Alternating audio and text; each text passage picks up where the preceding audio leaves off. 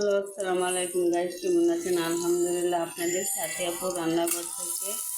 এখানে আমি সরিষার তেল দিয়ে দিয়েছি, কড়াইতে পেঁয়াজ কুচি দিয়ে দিয়েছি। এখানে দেখেন আমি পেঁয়াজটাকে একটু বাদামি কালার করব।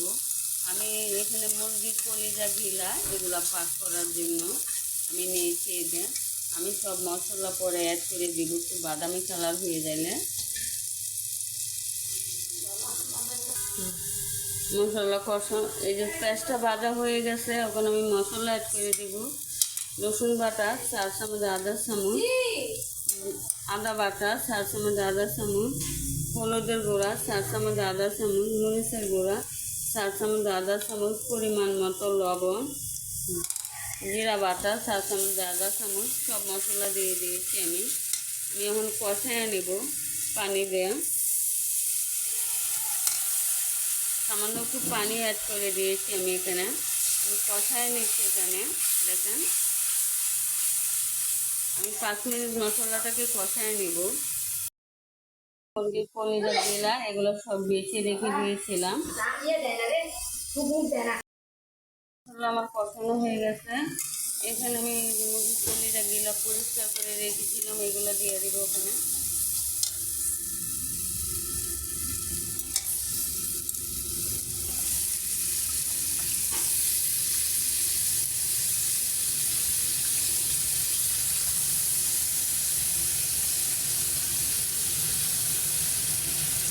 সব দিয়ে দিয়েছি এখানে, কলিজা গিলাগুলো দিয়ে দিয়েছি। আরও 5 মিনিট আমি ভালো করে কষায় নিব।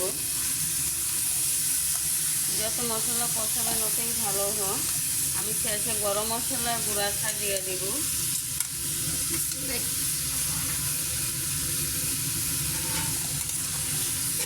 দেখুন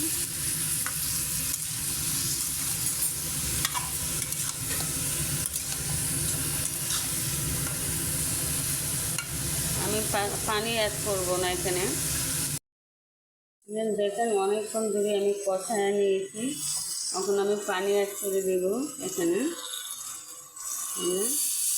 কষানো আমার হয়ে গেছে। এটা সিদ্ধ দেওয়ার জন্য অল্প একটু পানি অ্যাড করে দিচ্ছি। কষানোতে সিদ্ধ হয়ে যায়। অনেকেই খায় না মুরগির পা গিলা, আমাদের খুবই পছন্দ, আমরা খাই। অনেকেই ফেলে দেয়।